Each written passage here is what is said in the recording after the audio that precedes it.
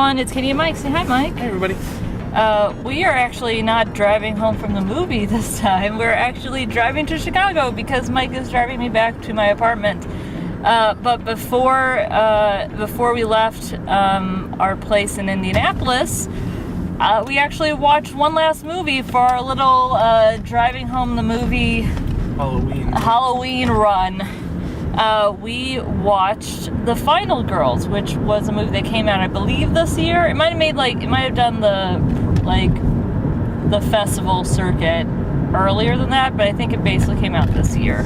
Yeah, I do think it did come out this year. So essentially, similarly to Cooties from yesterday, or when we watched yesterday, I'm not sure when this is going up. I'm probably just going to edit them and clip them all on Tuesday and then put them up staggered over the next couple days. Yeah, give you guys some nice time to enjoy them. Similar to Cooties, though, this is a movie that kind of plays off of some very traditional horror movie tropes. But instead of zombies, these are slasher movies. And I feel like the subverting trope that they're using here is one that we've seen other movies do, but I can't think of it. But the idea of like someone being put into the movie, so very like Pleasantville-like. Yes, it's very Pleasantville. So essentially, this girl whose mother was in a slasher movie and died in a car crash the year before, she is kind of roped into going to this screening of her mom's slasher movie, and she's there with this boy that she likes, and her friends there, and so is the ex-girlfriend of the boy she likes, who also happens to be an ex-friend of hers. And so they're all watching this movie, and an accident happens, and there's this big fire, and so she does the only thing that she can think of when all the exits are blocked, and she like slashes open the movie screen, and those like the guy that convinced her to come goes in, the boy she likes, her friend, and then her ex-friend all go in, and she follows after them. And the next thing they know is they're in this like foresty area, and suddenly this van goes by, and it happens to be the characters about to go to the summer camp and have their big adventure. And so the first thing they do is kind of panic, because they're like, what the hell? It doesn't make any sense. And the interesting thing is they do try to play up a lot of the potential movie aspects of this. So when they don't do anything, 92 minutes later, the same van goes around again, because they don't know what they kept walking. Sorry, yeah, they kept walking, and it doesn't do anything. And exactly 92 minutes later, the van comes back. And so then the second time, they're just sitting there, but one of the guys has timed it just to make sure, and he's figured out, oh wait, it's been 92 minutes, and it's just going to keep repeating until we go into the van. By the way, Mike is getting gas, so should I just chat for a little bit with the camera? If you want to, or you could pause and take a break, I don't care. Alright, I'll pause. And we're back. Hey, everybody. So where were we at? So we got $20 in gas, enough to get us there and back again. Hooray! See, not what I meant, though. So, there and back again, it's a movie. Yeah. Well, that's not a movie. Well, it's actually a book, but There and Back Again. A Hobbit's Tale. Anyway, so they eventually realize we're gonna have to like play along because like nothing else is working. So they get in, and there's that awkward moment where the main character's mom's like basically her character wakes up in the back of the van, is like, oh hi, I didn't know we were picking up people, and all of the people who know, all of the people from the real world who are in there are just looking at the main character going like, oh god, this is awkward. That's your dead mother. That's your dead mother, and you're seeing her after on the anniversary of her death, no less.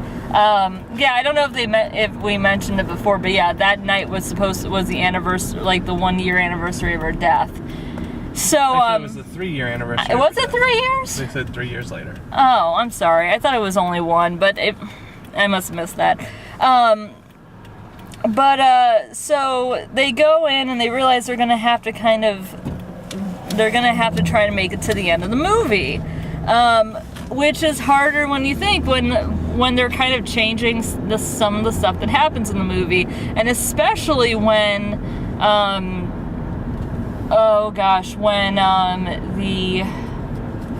the slasher guy, I forget what his name was. It was like Billy or Bobby, something like that. It doesn't really matter. It's like every other slasher. It's like Jason. Yeah, it's essentially Jason. That's just it. So, but he starts to realize that they're there, because at first he doesn't. But then the one guy who knows all about slasher movies, like, hedges his bets too much. It's like, see guys, he can't hurt us. He can't hurt. I'm like, he's clearly gonna end up hurting you.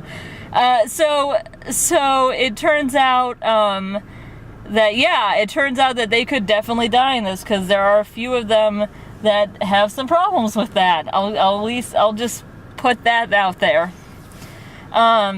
And so at first they try to make sure they know who the final girl is, the girl that in the actual movie makes it out.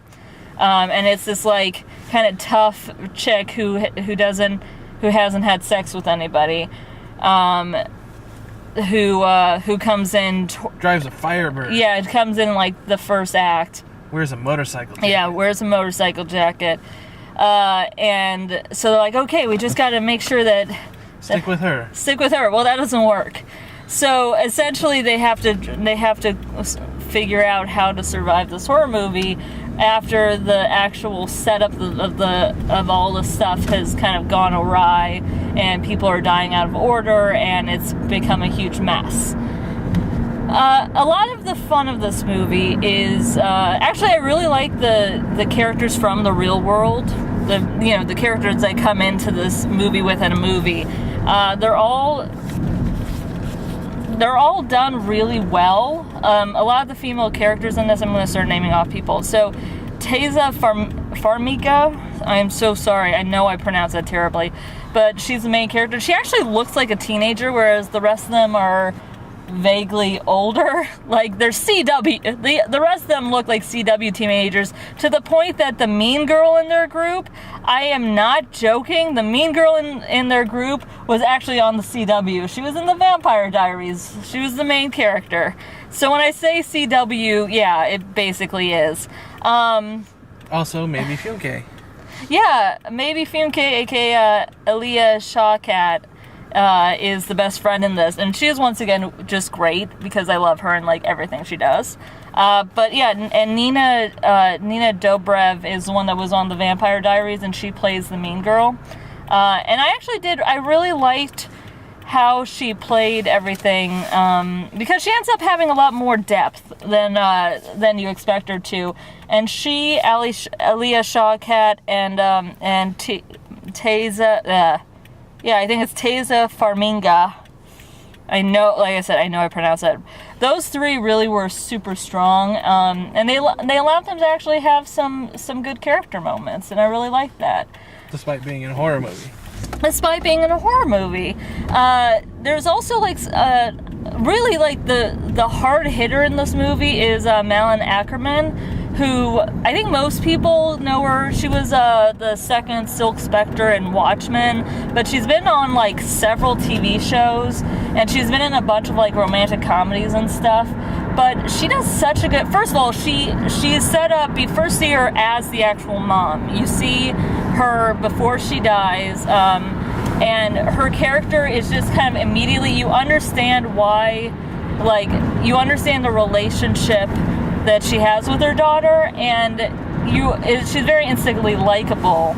So when you see the car accident happen, and this happens in the first 10 minutes of the movie, it does hit you hard, because you get, you know what I mean? There's a good setup of that character, and then the rest of the movie, she's playing the character that the mother had been playing.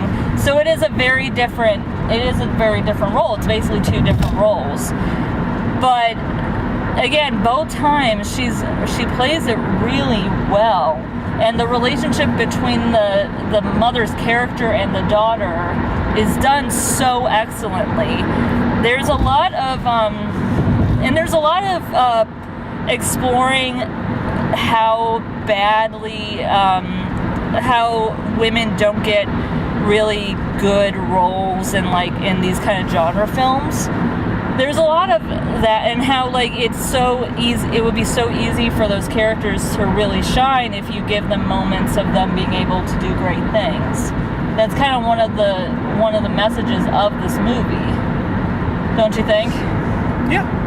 Because there's this whole bit where they talk about how she says well, I'm just this shy girl who has the clipboard and plays the guitar, and that's her. And the whole idea that if you let female characters do more than just be 2 or 3 traits, they can be something amazing. Yeah.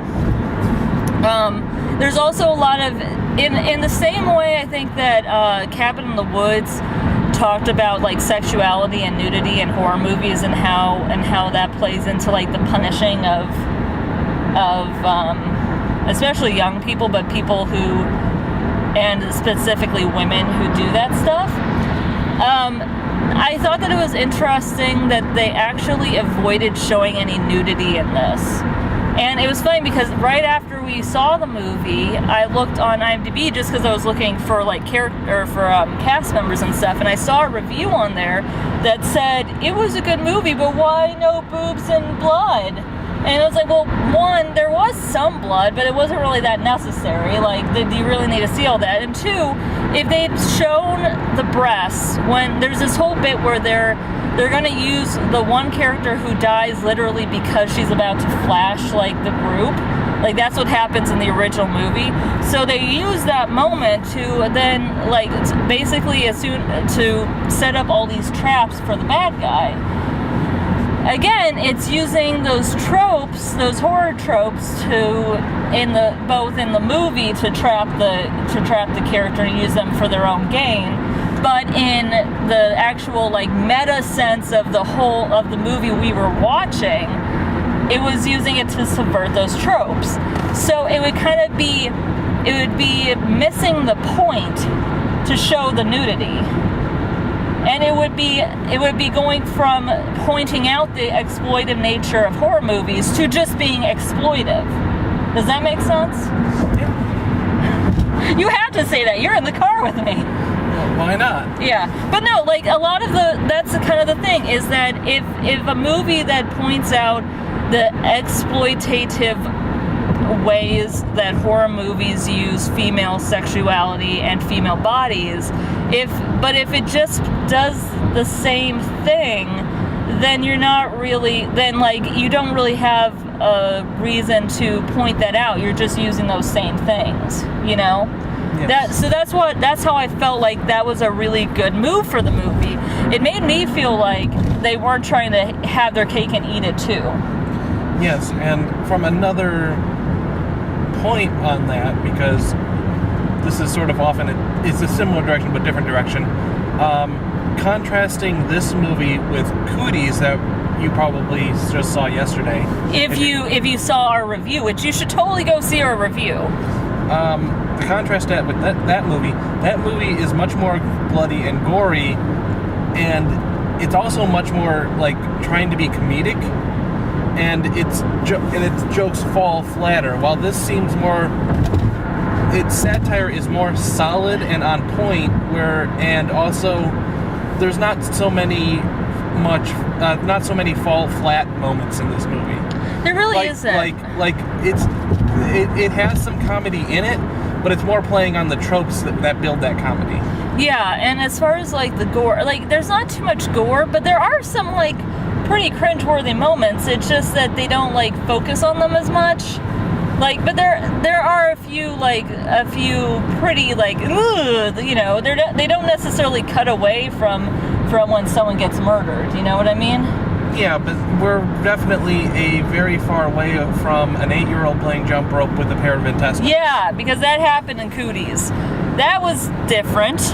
And I do think that it helps that, there are some characters that are over the top, but they're the ones that are in the movie within the movie.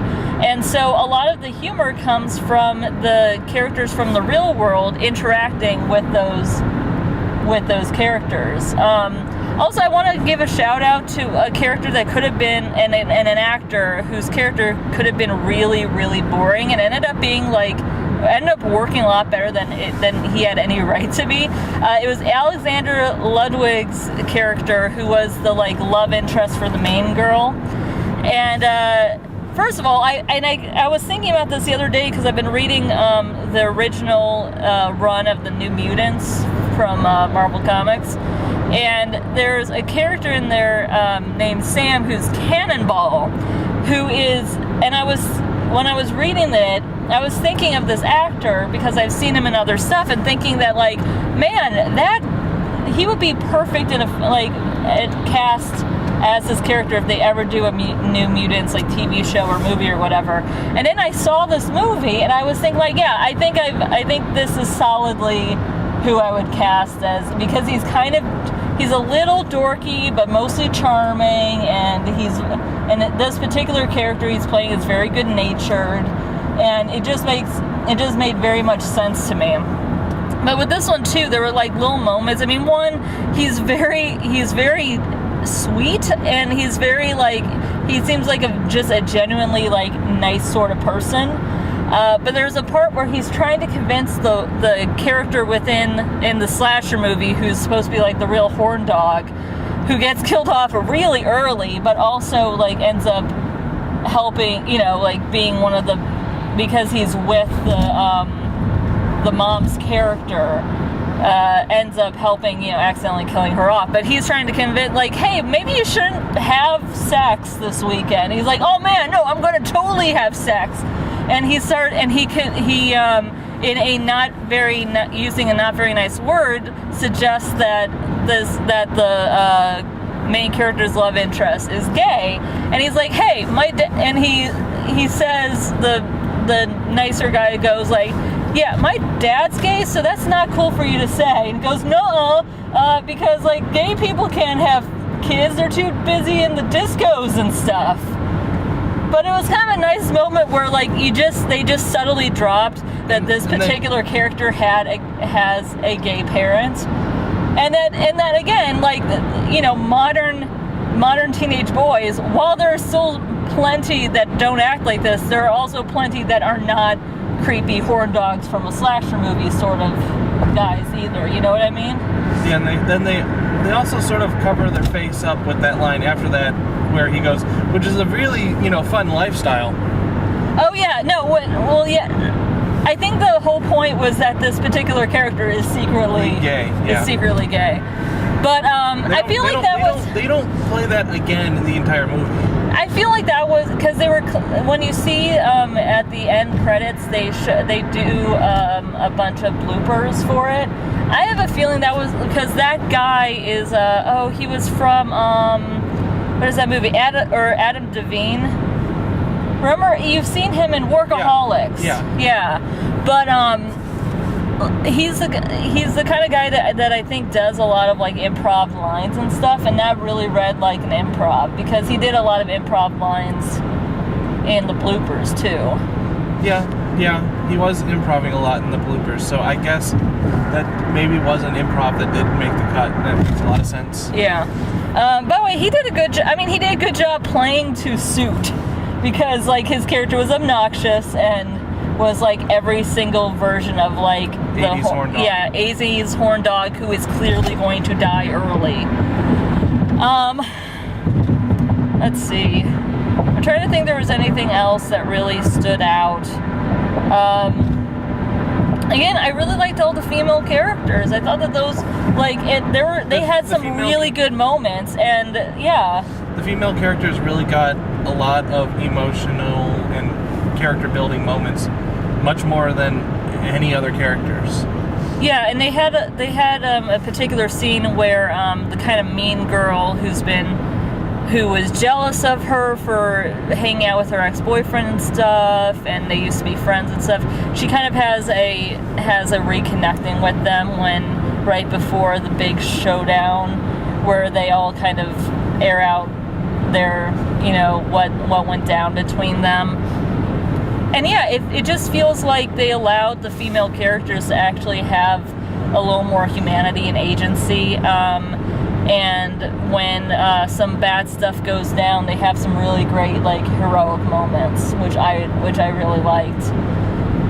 Besides that, I'm trying to think if there's anything before we get into spoilers. I just thought it was really fun. I thought that I was really mad because don't watch the trailer for this movie if you haven't already, because we watched the trailer for it and we were like, oh, this looks fun, and then it totally spoils a fairly big twist in the middle. And it totally bummed me out. I was like, that is so lame that they felt like they needed to include that in the trailer. In the trailer, they could have totally avoided that. So don't look at the trailer for it. But I know it's on Amazon Prime, and I know that it's I think it's streaming. It's probably streaming on iTunes and stuff too. So. Yeah, I would definitely check it out. You got anything else to say before spoilers? No, I'm pretty good. All right. Pretty good movie. Better than Cooties. More solid, well written, better. It's a tighter movie. It is a tighter movie. And it does a lot. More effort and work was put into the script of this movie than. Yeah, and I also really liked, they do a lot, again, we mentioned the whole film, like the whole using the film thing, where they, every 92 minutes, before they decide to kind of hop on, it felt very much like a video game where, like, it won't let you leave until you accept the next part of the... Yeah, they played on that a couple times too, but I kind of wish, like, if I were going that route, I would make it so that you could reset the movie, maybe even. Yeah, that would have been interesting. I wondered if they were going to go there, but there is a part where they just try to run. They try to run like sideways through the camp because they're just freaked out, and they just keep running in the same. It keeps resetting. Yeah, it keeps resetting. So, but then there's also stuff like they do an interesting thing with the flashbacks where they can actually see like the flashback like fade out, start to like trickle down the ceiling. That two-dimensional ripple that normally goes over a flashback, they try to do that in 3 dimensions, and it confuses the characters that are in. And it kind of freaks them out too. Yeah. But then they end up seeing the flashback then too. I don't know if it was the most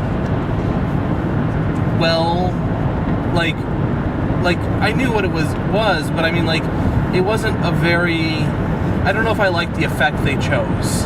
But I like that they went there. Yeah, I thought it was interesting to try and show that in 3 dimensions. Yeah.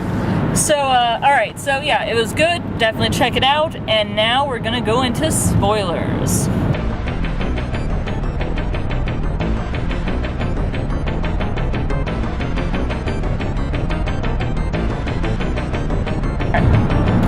So spoilers, yeah. So at first, the brother of the best friend, who's also like the big horror movie buff, dies, and then a bunch of the movie within the movie characters die. But then, yeah, and basically nearly everybody gets knocked off, including like the characters that came in. So both the best friend and the ex-best friend both die. And we were talking about this before the spoilers, that like they have a moment where they basically get to decide to pull the trigger that kills them in a bid to try to stop the bad guy, to stop the slasher guy. So I really thought that was a great moment of them like having agency in their own deaths, which you don't get to see a lot in slasher movies with female characters. Usually they're just flat out murdered, and I like the fact that they had that moment, And again, this was after they had like a really good talk about their friendships and stuff. I know, but I do understand, because they had that heart-to-heart in the scene previously, that like in the next, during the big confrontation that ultimately fails, that they have a trying to stop the bad guy thing. But they've already established earlier in the movie that oh, the trope of this movie is that, A, it's the final girl that survives, and B, it's the,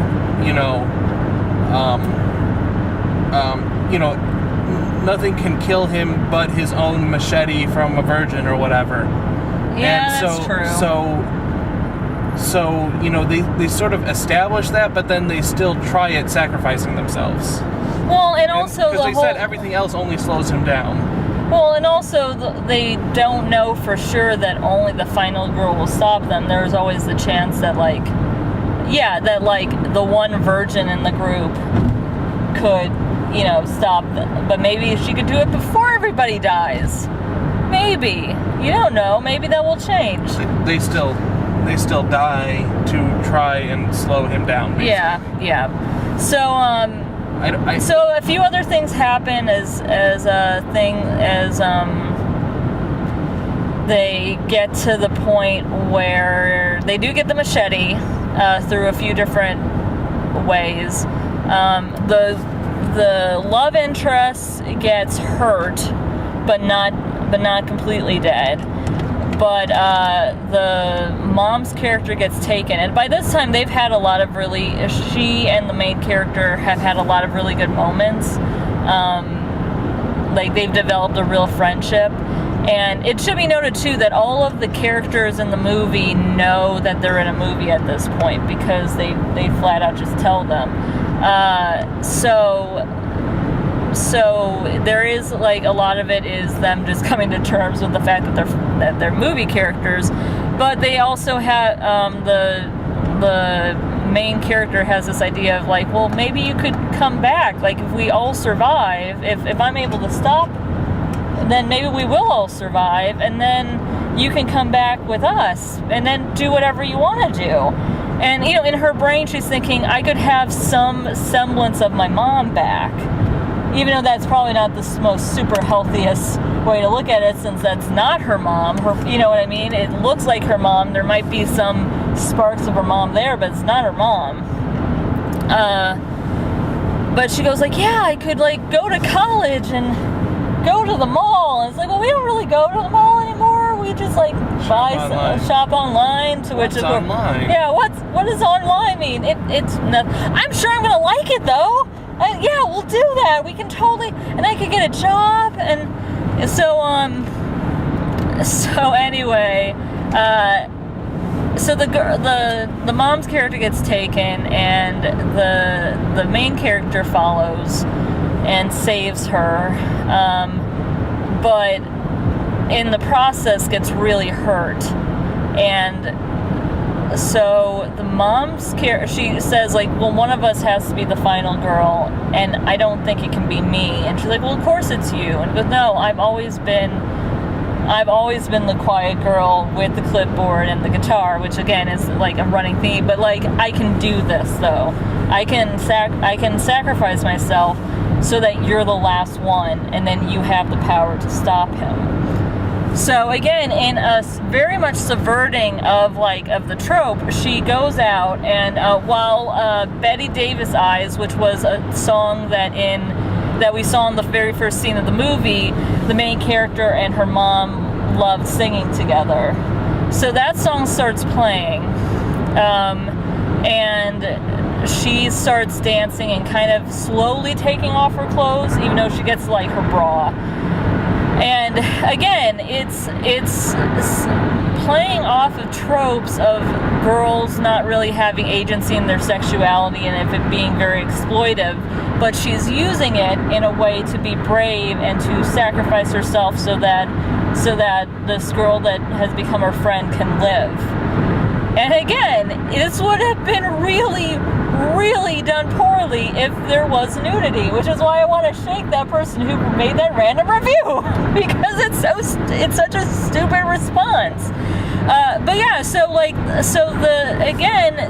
they're using these tropes that have been used to kind of objectify female characters, and they're using it in a way that is about her doing something brave.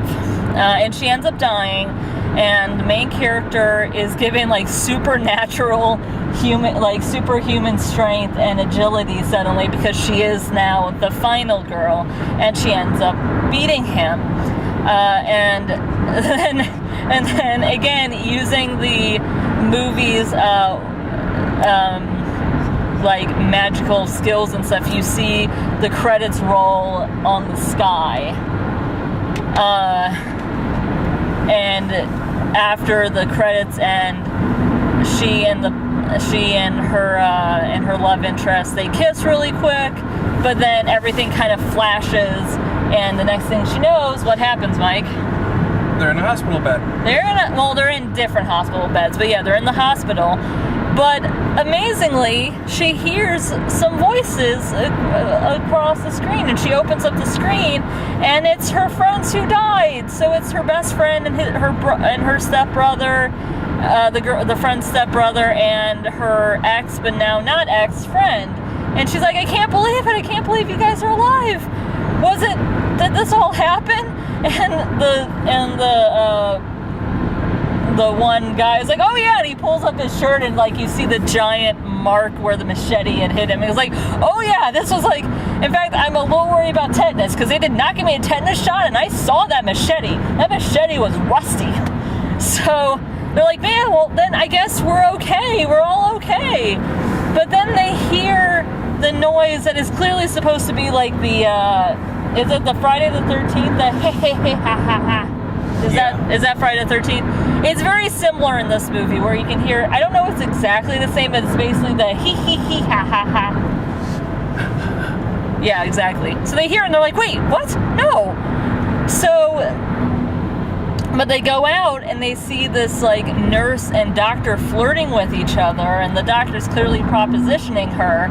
And then they realize it. They're not in the real world at all. They're in the sequel. And you see the bad guy, the like slasher guy, run through crash through the doors. And so right as like the main character grabs like a random like, what was it? I think she grabbed like an IV holder. Like the IV holder, but it had like a tip on the top of it. Yeah, something like that. And he's like, meanwhile, the one horror movie like buff is like, oh man, the sequel's always better than the original, and then it cuts to black. So here's the thing. I will say this. I kind of like the Cooties ending. This one, it was okay, but at the same time, there was so much emotional stuff going on with the mother and daughter stuff that I felt like ending it on a second play of the parody kind of wasn't my favorite part of it. I think it would have been stronger if you woke up and it wasn't the sequel, it was just them recovering from the fire. Yeah. In the theater. I think that's a stronger ending because it plays more into the emotion of what they experienced in what would then be her, her coma dream. Yeah, exactly. I mean, I'm glad that they didn't say like, oh yeah, it was all a dream. Like, it was clear that everybody else, had gone through that. But yeah, my main thing was just that like man, that would be exhausting to me. If I thought that I was finally out of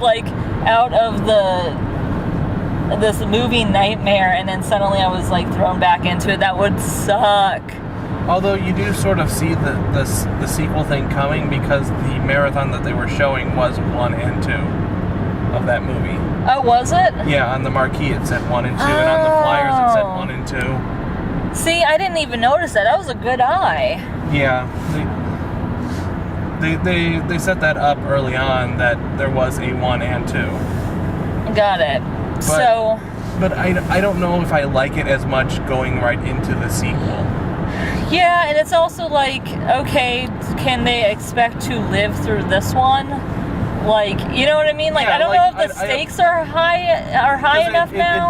It does ruin the stakes because everyone woke up and is alive, and so does that mean as long as the movie gets finished, everyone's alive at the when they wake up in the whatever it is. Yeah. how do they really get out? It brings up more questions because it doesn't really finish the movie. It doesn't really finish the story. It just sort of ends a chapter, sort of like. Yeah. So again, I still really liked it. I thought there were a lot of actual laughs that I did not get from Cooties yesterday. This one had a lot more funny moments. Had a lot more just like getting the genre really well.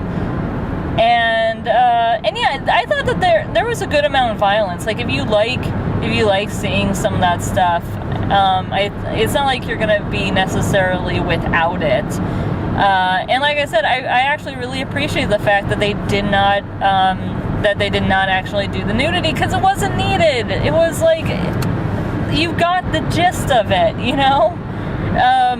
And really, the biggest plus of this movie was how they did the female characters, because, granted, like a couple of them were still very two-dimensional when it came with movie within the movie characters, but you have the three real-world characters who each got nice moments, got a good amount of depth, actually got some like relationship building and interaction that you probably weren't expecting from it. All the actors were really good, and like I said, and my main thing was just the mother-daughter stuff was really interesting. How she deals with how she basically really gets to mourn and deal with her mother's death through interacting with her mother's character was done really well.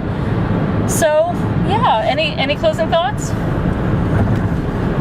The mother-daughter relationship stuff in this movie was really probably some of the stronger points. Also, the girl friendships that they were sort of weak early on, but I guess they got better throughout the movie. Which is okay. I'd rather them start off as, like, not super strong and then, build to something. Because it was sort of... The one girl was really sort of really flat and one-dimensional early. The so-called mean girl? Yeah. And then they fleshed that out as the movie went on. I don't know if I liked as much of it early, but it got better later. Which I think was maybe what they were going for. Yeah. I don't know. That's about all I got. Yeah, I would say definitely check it out, especially if you're a fan of slasher movies. You should get a kick out of it. Yeah, I think that's it for our horror movie little mini run. So happy Halloween, everyone, and I hope that you stay safe, and and maybe like don't go out and party and just watch a bunch of fun spooky movies, right? Sounds fun. Sounds fun. So Katie and Mike, justplainsomething.com, and we'll see you later.